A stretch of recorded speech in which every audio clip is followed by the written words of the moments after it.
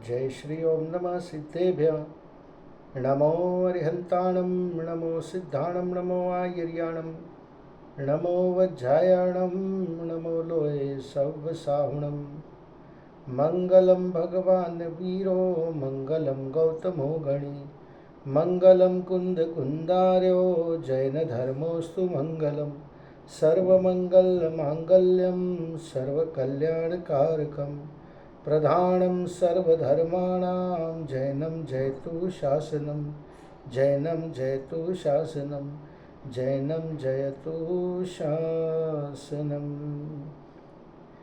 आचार्य वादीप सिंह सूरी द्वारा विरचित छत्र चूड़ामणि की वाचना हम लोग कर रहे हैं। कल हमारे 7वें लंब की शुरुआत हुई थी, जिसके 11 श्लोकों को हमने पढ़ा था। उसमें उपकथा नंबर 14 आई थी, उपकथा नंबर 14 आई थी। उस उपकथा में एक कृषक जो है वो जीवंदर कुमार के पास आया था, समीप आके वो कुछ जीवंदर कुमार से वार्तालाप करना चाह रहा था। और वहीं पर श्लोक नंबर 11 में सुख का स्वरूप, यहाँ पर हम लोगों ने बात को विराम लिया था। इसको एक बार फिर से पढ़ लेते हैं। बहुत छोटा सा श्लोक है, श्लोक नहीं पढ़ते, अन्वयार्थ से पढ़ता हूँ मैं। कृषक द्वारा कुमार से इस प्रकार कहे जाने पर कुमार ने फिर उस किसान से कहा, हे किसान। अब वो आगे षट कर्मोत्पन्न सुख का स्वरूप बताएंगे। उसके पहले अत्र नीति, खेती आदि कर्मों से उत्पन्न सुख सच्चा सुख नहीं है। ऐसा किसने कहा? जीवंदर कुमार ने उस किसान से कहा कि खेती आदि कर्मों से जो उत्पन्न होता है सुख, वो सच्चा सुख नहीं है। सरलार्थ, कृषक के विनम्रता पूर्वक सरल वचन सुनकर जीवंदर कुमार ने उससे वात्सल्य पूर्वक समझाया, हे कृषक, खेती आदि कर्मों या उद्योगों से उत्पन्न होने वाला सुख जो है वो सच्चा सुख नहीं है। हम लोगों ने प्रवचन सार की एक गाथा थी, इंद्रिय सुख सुख नहीं दुख है विषम बाधा सहित है, ये है बंध का कारण विशद पर छिन्न है पर तंत्र है। इस तरह की एक प्रवचन सार की गाथा है, उसकी भी चर्चा की थी थोड़ी सी, उसको भी पढ़ा था। आज अपने को श्लोक नंबर 12 से आगे बात को पढ़ाना है। षटकर्मोत्पन्न सुख जो है उसका स्वरूप बता रहे हैं। कैसे? षट कर्मों से छह कार्य है, उनसे सुख जो उत्पन्न होता है उसकी स्थिति बता रहे हैं। षट कर्मोपि स्थितं स्वास्थ्यं तृष्णा बीजं विनश्वरं पाप हेतु परापेक्षी दुरंत दुख मिश्रितम। अन्वयार्थ, असी मसी कृषि सेवा शिल्प और वाणिज्य, इन 6 कर्मों से उत्पन्न सुख तृष्णा का कारण है, नाशशील है, पाप का कारण है, दूसरे की अपेक्षा रखने वाला है, अंत में दुख देने वाला है और दुख से मिश्रित है। देखिए 6 कार्य जो बता दिए, षट कर्म जो मनुष्यों के 6 कर्म कहे जाते हैं, असी मसी कृषि सेवा शिल्प और वाणिज्य, ये 6 कार्य जिनसे धन की उत्पत्ति होती है, धन का उपार्जन करते हैं जिससे मनुष्य। ये जो 6 कर्म हैं ये किस तरह के हैं, इनका स्वरूप बताया कि एक तो ये तृष्णा का कारण है, दूसरा ये नाशशील है, नियम से अभी नहीं तो थोड़े काल में नाश हो जाएंगे, तीसरा पाप का कारण है, चौथा दूसरे की अपेक्षा रखने वाले हैं, पांचवा अंत में दुख देने वाले हैं और छठा दुख से मिश्रित हैं। सरलार्थ पढ़ते हैं। असी मसी कृषि सेवा शिल्प और वाणिज्य, इन 6 प्रकार के कर्मों या उद्योगों से उत्पन्न सुख तृष्णा का कारण है, विनश्वर है, पाप का उत्पादक है, दूसरों की अपेक्षा रखने वाला है और अंत में दुख देने वाला है और दुख से मिला हुआ है। विशेषार्थ, कर्म शब्द का अर्थ यहाँ उद्योग से है। 6 प्रकार के उद्योगों या आजीविका के साधनों का स्वरूप निम्न प्रकार है। एक तो कर्म होते जो ज्ञानावरणी दर्शनावरणी कर्म है, वो 8 कर्म है, उसकी बात यहाँ पे नहीं है। कर्म शब्द से यहाँ पे उनका औचित्य ये है कि जो 6 प्रकार के उद्योग है जिससे जो कार्य करते हैं मनुष्य अपने जीवन काल में और जिससे धन का उपार्जन करता है, तो उनका सामान्य स्वरूप जो है आजीविका के साधनों का स्वरूप निम्न प्रकार है। पहला है उसमें असी कर्म, सेना में सैनिक बनकर धन कमाने रूप उद्यम करना, इस काम में मनुष्य का मरण कभी भी हो सकता है। हाथ में असी अर्थात तलवार लेकर हमेशा लड़ने का काम करना, जहाँ मरण निश्चित है, फिर भी वहाँ मनुष्य अनेक वर्षों तक जीता है, यह आश्चर्य है। असी यानी जो सैनिकों का काम, असी यानी आप तलवार बोल दो या अस्त्र बोलते हैं, अस्त्र शस्त्र को असी कहा जाता है। ठीक है, तो जो सेना में भर्ती होते हैं, वहाँ से जो आजीविका उस कार्य से जिनको आजीविका मिलती है, जो सैनिक होते हैं उनको असी वो जो आजीविका का कारण है या उद्योग है वो असी कर्म उद्योग है। इससे क्या है, हाथ में असी यानी अर्थात तलवार लेकर हमेशा लड़ने का काम करना है, तो हिंसा ही जिसका स्वरूप है। ठीक है, और इसमें मरण का कभी भी अपने दुश्मन की तलवार अपने गले पर लग गई तो खेल खत्म, मतलब मौत का डर, मौत का साया हमेशा सर पर लटकता रहता है, फिर भी वहाँ मनुष्य अनेक वर्षों तक जीता है, यह आश्चर्य है। फिर दूसरा है मसी कर्म। किसी सेठ साहूकार की दुकान पर, कार्यालय या कारखाने में लिखा पढ़ी का काम करके धन कमाना, इसे मसी कर्म कहते हैं। इसमें मालिक तथा अधिकारी की आज्ञा में रहने से पराधीनता है, वहाँ पराधीनता का दुख भोगना अनिवार्य है। मसी यानी क्या हो गया, आप किसी के यहाँ पे अकाउंटेंट हैं, कोई बनिया दुकानदार है, उसके वहाँ पे आप मुनीम का काम करें, उसका लेखा जोखा का काम करें या काउंटर पे सेल का काम करें, तो ये वो कहलाता है मसी कर्म। इस मसी कर्म में मालिक तथा अधिकारी, जो आपके सेठ होंगे या आपके ऊपर जो बॉस होगा, उसकी आज्ञा में रहना, ये पराधीनता। और पराधीन स्वप्ने हु सुख नाही, स्वप्न में भी पराधीनता में सुख नहीं मिल सकता, उस पराधीनता का दुख भोगना अनिवार्य है। आपको कहीं फैमिली के साथ टाइम बितानी है, छुट्टी चाहिए, अगर बॉस ने बोल दिया छुट्टी नहीं मिलेगी तो बात ख़त्म।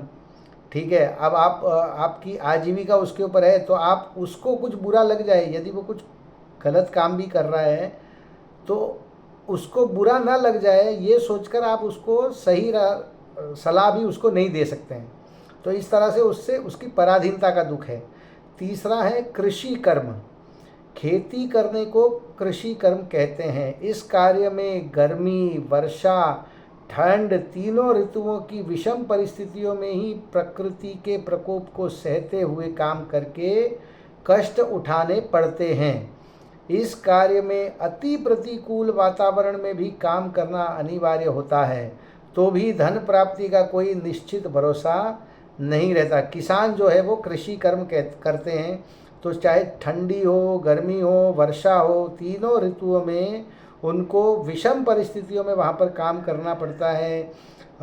हल लेके खेत जोतना पड़ता है, बीज डालने पड़ते हैं, फिर बरसात का इंतज़ार करो, मतलब बहुत लंबा समय है। और ये होने पर भी अपने जानवर आपके फसल को खा ना ले, आपके उत्पादों को कोई नष्ट ना कर ले, कोई जानवर, उसका दुख रहता है, उसका भय रहता है। तो मानसिक दुख, अरे क्या बोलते हैं, उस तरह का जो दुख है वो अति प्रतिकूल वातावरण में भी काम करना उसमें अनिवार्य है। और फिर भी उससे धन की प्राप्ति होगी ही होगी, और जितना हमने सोचा है उतनी ही होगी, इसका कोई निश्चित भरोसा नहीं रहता। अगला देखते हैं हम, चौथा सेवा कर्म। सेवक के रूप में दूसरों की नौकरी करना, संपन्न लोगों के यहाँ झाड़ू लगाना, रसोई बनाना, पानी भरना आदि काम करके आजीविका प्राप्त करना सेवा कर्म कहलाता है। श्रम करना तो अनिवार्य रहता ही है, और साथ ही साथ हीन भावना से मानसिक दुख उठाना पड़ता है। जो घर में आपके झाड़ू लगाने वाले हैं, काम वाली बाई हैं, वो सब सेवा कर्म में आते हैं। ठीक है, तो आप वो, यदि आप वो काम कर रहे हैं सेवा कर्म, तो ये सब झाड़ू लगाना, पोछा लगाना, रसोई बनाना, उनको पानी लेके देना, जूते टॉयलेट उनके साफ़ करना, तो इन सब से आपको श्रम करना तो अनिवार्य रहता है, और साथ ही साथ हीन भावना से मानसिक दुख भी उठाना पड़ता है। अगला है शिल्प कर्म। पीतल, पत्थर, लोहा आदि पदार्थों पर कलाकृति तैयार करने रूप कार्य तथा महल, मंदिर आदि बनाने का कार्य शिल्प कर्म कहलाता है। ग्राहकों की प्रसन्नता और मालिकों की इच्छा पर यह कार्य अवलंबित रहता है। अब आप आर्टिस्ट है कोई, जैसे जो पीतल से काम किया, पत्थर पे कोई नक्काशी वगैरह बनाने का काम किया, लोहे आदि पदार्थों का काम किया, पेंटिंग की, सिंगिंग की, तो वो शिल्प कर्म में आता है। और शिल्प कर्म में क्या होता है कि ग्राहकों की प्रसन्नता और मालिक की इच्छा पर यह कार्य अवलंबित रहता है। आपने कोई अच्छी वस्तु बनाई, शिल्पकार ने कोई अच्छा समझ लीजिए फ्लावर वास बनाया, जो गुलदस्ते रखने का या फूल रखने का जो वास है वो बनाया। अब वो ग्राहक को भी पसंद नहीं आया और जिस मालिक के लिए बना रहे थे उसको पसंद नहीं आया, तो उसमें आपको उसकी कोई आजीविका उसकी मिलेगी नहीं।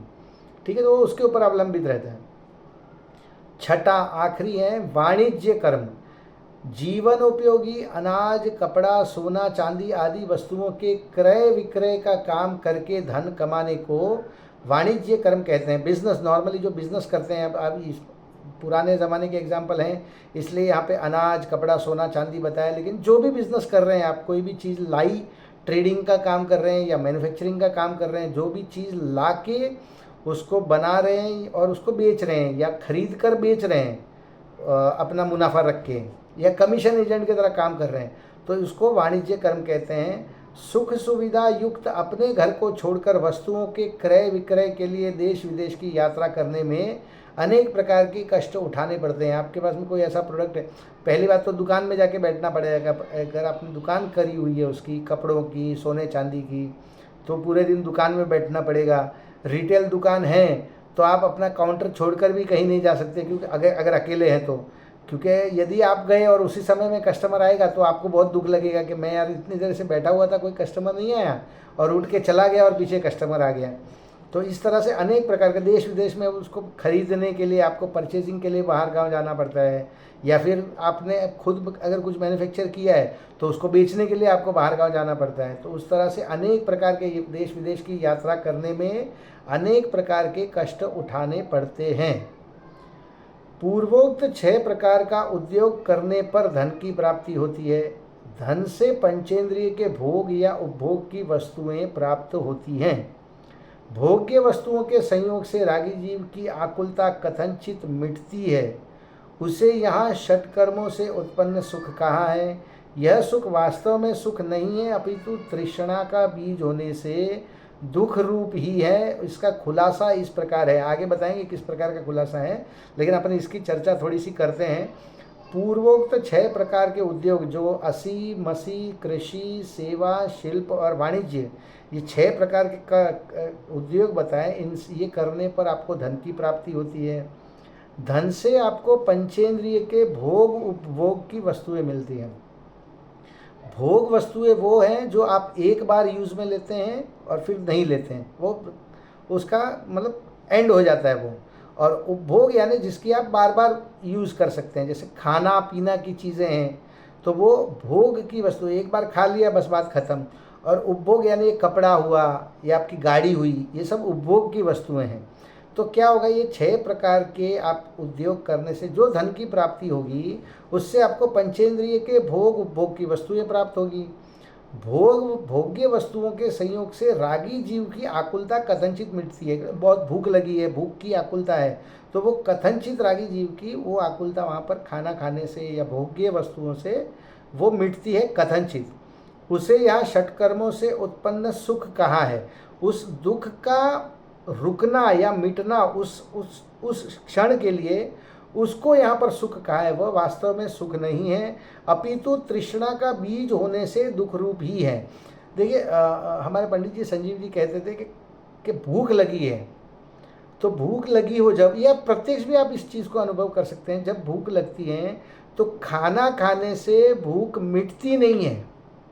आपने उस समय खाना खा लिया, दोपहर का आपने 12-1 बजे खाना खा लिया, अगर खाना खाने से भूख हमेशा के लिए मिट जाती तो शाम को फिर भूख नहीं लगनी चाहिए, लेकिन वो भूख लगती रहती है। शाम को खाओगे फिर उस समय तृष्णा का अनुभव करोगे, सुख अनुभव करोगे आप, मगर वास्तव में वो सुख नहीं है, वो तृष्णा का बीज है। और जो कुछ नहीं खाते, जैसे दो लोग 2 दिन का उपवास करते हैं, 3 दिन का उपवास करते हैं, 10 दिन का, महीने का उपवास करते हैं, तो पहले दूसरे दिन भूख लगती है, तीसरे दिन भूख लगना ही बंद हो जाता है। तो नहीं खाने से भूख मिटेगी, खाने से भूख नहीं मिटेगी। इसलिए कहा कि ये जो उपभोग्य वस्तु हैं ये तृष्णा का बीज होने से दुख रूप ही है। इसका खुलासा इस प्रकार है, तृष्णा का बीज, यह सुख तृष्णा का शमन नहीं करता अपितु तृष्णा को बढ़ाता है।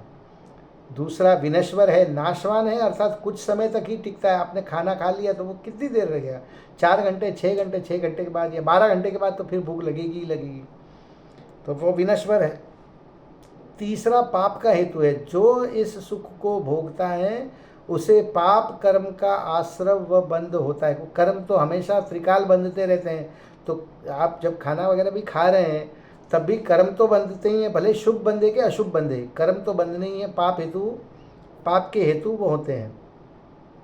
चौथा परापेक्षी है, यह सुख अन्य जड़ वस्तुओं या अन्य जड़ द्रव्यों तथा इंद्रियों की अपेक्षा रखता है। भूख लगी है, भूख को शांत करने के लिए आपको अन्य जड़ वस्तुएं लगी, रोटी चावल या जो भी आप खाते हैं वो अन्य वस्तु लगेगी, इसलिए ये पर की अपेक्षा रखती हैं। पांचवा दुरंत है, यह सुख जाते समय जीव को दुख ही देता है, वास्तव में प्रत्यक्ष दुख रूप है। अज्ञानी भ्रम से दुख को ही सुख मान लेता है। अब अपने को यहाँ पे खाने को ही एग्जाम्पल ले लेते हैं कि तृष्णा की का दुख है, भूख लगी तब खाने की इच्छा हुई, आप खाना खाने के लिए बैठे, अब बहुत ज़ोर की भूख लगी हुई है तो आप बहुत फास्ट खा लेते हैं, ठीक है। अब गर्म है या बहुत ज़्यादा अति चिल्ड ठंडा है तो उसको भी आप खा लेते हैं, तो खाते समय भी दुख होगा। तृष्णा के कारण आप फास्ट खा रहे हैं, चबाएंगे नहीं तो वो भी दुख होगा। और खाने के बाद भी आपने बहुत अति ज़्यादा खा लिया तो वो खाने के बाद भी दुख होगा। यानी जिसके पहले भी दुख है वो बीच में भी, यानी करते समय भी दुख है और उसके बाद भी दुख है, तो वो उसमें सुख है कहाँ, इसलिए दुरांत है। यह सुख जाते समय जीव को दुख ही देता है, वास्तव में प्रत्यक्ष दुख रूप है। अज्ञानी भ्रम से दुख को ही सुख मान लेता है। छठा दुख मिश्रित है, इंद्रिय सुख मात्र सुखरूप या सुखमय ही नहीं होते अपितु उसमें दुख का अंश भी मिला हुआ है। इस प्रकार षट कर्मों के निमित्त से होने वाला सुख हेय या छोड़ने योग्य है। अतः इंद्रिय जन्य सुखों के लिए जान की बाजी लगाकर प्रयत्न करने में कुछ सार नहीं है। पूर्वकृत पुण्योदय से जो कुछ सहज ही पंचेंद्रियों के विषयों का संयोग रहता है उसमें ही संतोष प्राप्त करके आत्मोत्पन्न सुख की प्राप्ति के लिए वस्तु स्वरूप को समझना आवश्यक है। बहुत गहरी बात इस छोटे से 5 लाइन के पैराग्राफ में बता दी है कि इस प्रकार षट कर्मों के निमित्त से होने वाला सुख हेय है, छोड़ने योग्य है, परम हेय है। इसको अति जितना आप देखिए छूटेगा नहीं, हम बोलें या पंडित जी बोलें या कोई भी विद्वान आपसे बोले या मुनिराज भी बोले तो वो एक दिन में आपका छूटने वाला नहीं है। लेकिन सुख बुद्धि जो है वो छोड़नी है उसमें से, कि इस पर वस्तु से मुझे सुख होगा, एसी से मुझे सुख होगा या हीटर से मुझे सुख होगा, मुझे 4 व्हीलर गाड़ी से सुख होगा, बहुत अच्छे बंगले से सुख होगा, अच्छा खाने से सुख मिलेगा, अच्छा पहनने से सुख मिलेगा, बहुत सारा रुपया पैसा हो जाएगा, इससे सुख मिलेगा। ये बुद्धि में से निकालना है, इसकी अपेक्षा नहीं रखनी है। इसलिए ये परम है या छोड़ने योग्य हैं। इंद्रिय जन्य सुखों के लिए जान की बाजी लगाकर प्रयत्न करने में कुछ सार नहीं है। देखिए पैसा कमाने के लिए इंसान जो है वो अपने जीवन को भी, प्राण को भी कुछ नहीं गिनता। पहले भी मेरे ख्याल से एक श्लोक में कहा गया धन को 10वां प्राण कहा गया है, 11वां प्राण कहा गया। 10 प्राण तो होते हैं जीव के, 11वां प्राण धन को कहा गया। आप इतनी जी तोड़ मेहनत करते हैं, घर परिवार से दूर रहते हैं, हाँ ठंडी गर्मी बरसात का ध्यान नहीं रखते, इतना मेहनत करके भी पीछे सुख तो आपको मिलने वाला है नहीं। पूर्वकृत पुण्योदय से जो कुछ सहज ही पंचेंद्रिय के विषयों का संयोग रहता है, आपने पुण्य में पूर्व में कुछ पुण्य किया हुआ है, उसके संयोग से जो आपको सहज पंचेंद्रिय विषय मिलते हैं उसमें ही संतोष प्राप्त करके, पहले तो उसमें संतोष प्राप्त कर लो। जो प्राप्त है सो पर्याप्त है, ऐसी भावना मन में लाओ।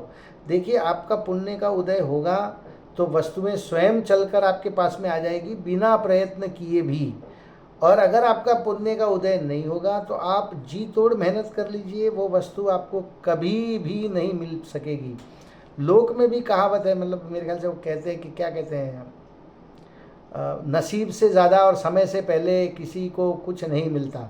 ठीक है ना, तो इसलिए क्या बोला कि पूर्वकृत पुण्योदय से जो कुछ सहज ही पंचेंद्रिय के विषयों का संयोग रहता है, उसमें ही संतोष प्राप्त करके आत्मोत्पन्न सुख की प्राप्ति के लिए, आत्मोत्पन्न आत्मा से उत्पन्न सुख की प्राप्ति के लिए वस्तु स्वरूप को समझना आवश्यक है। बिना वस्तु स्वरूप को समझे आपको आत्मोत्पन्न सुख प्राप्त नहीं हो सकता। अब अगले श्लोक में आत्मोत्पन्न सुख का स्वरूप, पहले तो पंचेंद्रिय जन्य जो बाहर षट कर्मों से सुख का स्वरूप जो था, जो झूठा सुख था, उसका बताया। अब जो वास्तविक सुख है आत्मोत्पन्न सुख, उसका स्वरूप बता रहे हैं। आत्मोत्थमात्मना साध्यमव्याबाधमनुत्तरम् अनन्तं स्वास्थ्यमनन्दमतृष्णामपर्वजम्। अन्वयार्थ, अपनी आत्मा से उत्पन्न हुआ सुख आत्मा के द्वारा साध्य, बाधा रहित, सर्वोत्कृष्ट, अनंत, आनंदमय, तृष्णा रहित और मोक्ष स्वरूप है। देखिए, आत्मोत्पन्न सुख की परिभाषाएं बता दी, उसके लिए कितने अलंकार का इस्तेमाल किया यहाँ पर कि अपनी आत्मा से उत्पन्न हुआ सुख कैसा है, आत्मा के द्वारा साध्य है, उसके लिए पर की अपेक्षा नहीं है, बाधा रहित है, उसमें किसी की कोई बाधा हो नहीं सकती, सर्वोत्कृष्ट है, उससे ऊंचा कुछ नहीं है, अनंत है, वो कभी भी नाश नहीं होगा, उसका कभी भी अंत नहीं आएगा, आनंदमय है और तृष्णा रहित है और मोक्ष स्वरूप है। सरलार्थ, अपनी आत्मा से यह आत्मा में ही उत्पन्न होने वाला सुख आत्मा के द्वारा साध्य है, जो बाधा रहित, सर्वोत्तम, अनंत, आनंदमय, तृष्णा रहित और मोक्ष स्वरूप है। विशेषार्थ, आत्मोत्पन्न सुख की जो विशेषताएं श्लोक में वर्णित की है, उनकी संक्षिप्त व्याख्या निम्नानुसार है। अब ये 7 पॉइंट्स में जो आत्मोत्पन्न सुख हैं जो बताए थे, आत्मा के द्वारा साध्य, बाधा रहित, सर्वोत्तम, अनंत, आनंदमय, तृष्णा रहित और मोक्ष स्वरूप, इनकी सरल परिभाषाएं आगे बताई है, जिसमें से पहला है आत्मा के द्वारा साध्य। आत्मोत्पन्न सुख अन्य जड़ द्रव्य या इंद्रियों की अपेक्षा रखने वाला नहीं है। आत्मा का सुख कहाँ से आएगा? आत्मा में से आएगा। अब आत्मा में से सुख लाने के लिए आपको बाहर कहाँ जाना है? कहीं जाने की जरूरत नहीं है, आपका सुख अपने अंदर ही भरा हुआ है। सुख तेरा भीतर भरा, तू अंतर सुख की खान। ठीक है, स्वयं साध्य है, स्वावलंबी है, उसे पर के अवलंबन की अपेक्षा नहीं है। दूसरा, बाधा रहित है। आत्मोत्पन्न सुख में किसी प्रकार की कोई बाधा नहीं है, उस पर किसी का आवरण नहीं है। जैसे चक्षु इंद्रिय के द्वारा कोई इष्ट वर्ण देखकर आनंद मना रहा हो, उसी समय कोई वस्तु बीच में आ जाए तो चक्षु इंद्रिय जन्य आनंद बाधा रहित है, किंतु आत्मोत्पन्न सुख में कभी कोई बाधा उत्पन्न नहीं कर सकता। आप बहुत अच्छी मूवी देख रहे हैं, ठीक है, और लाइट चली जाए या बीच में कोई अच्छा सीन आ रहा है, क्रिकेट का मैच देख रहे हैं, फाइनल ओवर चल रहा है और बीच में कोई आ जाए तो वो बाधा रहित है। वो चक्षु से जो इंद्रिय जन्य से जो सुख आपको लग रहा है मैच देखने का या मूवी देखने का या और भी कोई चीज़ देखने का या सुनने में, खाने में, पीने में, ये उसमें कोई भी बाधा डाल सकता है। किंतु आत्मोत्पन्न सुख में आपके आत्मा से आ रहा है और आपको ही भोगना है, तो वो सुख में कभी कोई बाधा उत्पन्न नहीं हो सकती। तीसरा, सर्वोत्तम है। आत्मोत्पन्न सुख की तुलना करने वाला संसार में अन्य कोई सुख ही नहीं है, अतः यही सर्वोत्तम सुख है। वास्तव में देखिए क्या होता है, लोगों को ये बताया जाता है कि मोक्ष में कैसा सुख है कि स्वर्गों से भी अनंत गुना सुख है, लेकिन वो बात झूठी है। स्वर्ग के सुख की जाति अलग है और मोक्ष के सुख की जाति अलग है। आत्मा से उत्पन्न सुख की तुलना करने वाला संसार में अन्य कोई सुख नहीं है, अतः वह सर्वोत्तम सुख है। चौथा, अनंत। अनंत शब्द के 2 अर्थ होते हैं। पहला, अन प्लस अंत इज इक्वल टू अनंत। तो अन इज इक्वल टू नहीं और अंत यानी जिसका नाश, जिसका कभी भी नाश नहीं हो, वह अनंत, और दूसरा शब्द किया अन प्लस अंत इज इक्वल टू अनंत। तो इसमें अन यानी नहीं, और जिसकी अंत यानी मर्यादा, जिसकी कोई मर्यादा नहीं है, अनलिमिटेड, जिसकी कोई मर्यादा सीमा नहीं है, जिसकी कभी सीमा नहीं आएगी, जो असीम रहेगा वह अनंत। तो ये सुख कैसा है? आत्मोत्पन्न सुख अनंत है, उसकी कभी या उसका नाश नहीं होगा, और उसका कभी भी अंत नहीं आएगा, या उसकी कोई भी मर्यादा नहीं है, वैसा सुख है। पांचवा आनंदमय, पूर्ण तृप्ति, समाधान, संतोष, निराकुलता ही जिसका सर्वस्व है, ऐसा आनंदमय आत्मोत्पन्न सुख है। कैसा है? पूर्ण तृप्ति है, उसमें कोई बीच का रास्ता नहीं है गया, थोड़ा आधा पेट भर लिया या आधा सुख मिल गया, वैसा नहीं। पूर्ण तृप्ति होगी, समाधान होगा, संतोष होगा, निराकुलता होगी, ये सबसे इम्पोर्टेंट है। निराकुलता ही जिसका सर्वस्व है, ऐसा आनंदमय आत्मोत्पन्न सुख।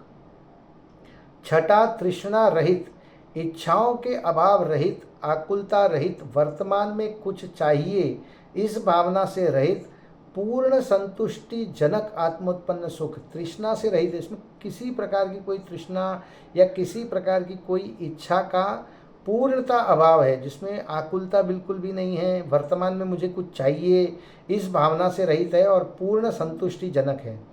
सातवां मोक्ष स्वरूप है, मोक्ष में अनंत सिद्ध भगवंतों को जिस जाति का अनुपम सुख मिलता है, उसी जाति का आत्मोत्पन्न सुख है। ये बताना चाह रहे हैं कि जो सिद्ध परमेष्ठी जो सुख भोग रहे हैं सिद्धालय में या मोक्ष में बैठकर, वही सुख आत्मोत्पन्न सुख है, और वही सुख का अंश हम यहाँ पर भी अनुभव कर सकते हैं। सम्यक दृष्टि का सुख भले ही सिद्धों की अपेक्षा मात्रा में कम हो, किंतु जाति उसकी दोनों की वही है। सिद्धों का सुख और सम्यक दृष्टि का सुख, सिद्धों में जो सुख है वो अनंत है, उसकी मात्रा बहुत ज़्यादा है, पर अनंत ही है वो तो। मगर सम्यक दृष्टि को भी जो सुख है, उसकी जाति लिमिटेड भले ही रहा, उसकी क्वांटिटी भले ही कम है, लेकिन उसकी जाति दोनों की सेम है। अतः आत्मोत्पन्न सुख उपादेय हैं, उसकी प्राप्ति के लिए सदा प्रयत्न परायण रहना प्रत्येक पात्र जीव का प्रथम कर्तव्य है। तो इसी आत्मोत्पन्न सुख की प्राप्ति हम सबको हो, इसी मंगल भावना से आज की वांछना को हम यहीं समाप्त करते हैं। अभी जिनवाणी स्तुति।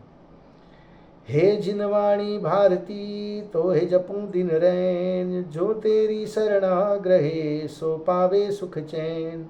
जावाणी के ज्ञान ते सूझे लोकालोक, सो वाणी मस्तक नमो सदा देत हूँ ढोक, सदा देत हूँ ढोक। बोलिए जिनवाणी मात की जय हो।